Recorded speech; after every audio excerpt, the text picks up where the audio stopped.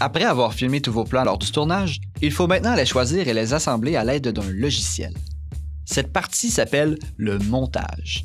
Le montage est une étape très importante dans la réalisation d'un film. C'est à ce moment que le film se crée vraiment. Il faut donc y faire très attention. Le montage est un exercice long et difficile qui demande beaucoup de patience. Mais quelle joie de voir son film prendre forme sous ses yeux. Comme pour l'image, le montage a ses propres règles et il est important de les respecter et de les comprendre. La première étape du montage s'appelle le dérochage. Cette partie consiste à importer toutes les images sur son ordinateur, à les visionner et à prendre des notes pour ensuite faire une sélection des meilleures prises. Lors du tournage, vous avez certainement eu la chance de faire plusieurs fois les mêmes prises pour vos scènes. Rendu au montage, vous serez très heureux d'avoir une multitude de choix qui vous permettra d'obtenir un parfait résultat. C'est pourquoi il est utile au tournage de filmer un moment sous plusieurs angles différents. Ça permet d'avoir du jeu au montage. Ensuite, il y a l'assemblage. L'assemblage, c'est lorsque tu mets bout à bout les plans filmés et sélectionnés selon l'ordre du scénario. Pour bien réaliser l'assemblage, il faut avoir en tête la notion de raccord entre ces images. Le raccord d'image, c'est ce qui désigne la cohérence et le lien entre deux plans. Il s'agit de la continuité de l'action et du mouvement qui, une fois assemblé au montage, donne l'impression que tout a été tourné en même temps.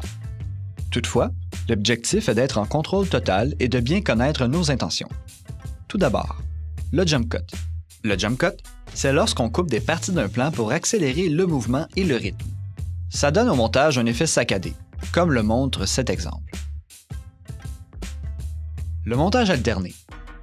Le montage alterné, c'est lorsqu'on veut montrer deux choses ou plus qui se produisent au même moment dans le temps, mais dans des lieux différents. Ça permet de créer un rapport entre les deux actions montrées, même si parfois, il n'y en a pas. Le montage parallèle. Le montage parallèle n'a pas de simultanéité temporelle. Il met en rapport deux éléments différents dans le même écran pour produire un effet de comparaison, et ce, à des fins dramatiques. L'insert. L'insert, c'est lorsqu'on veut porter une attention particulière à quelque chose d'important dans le récit.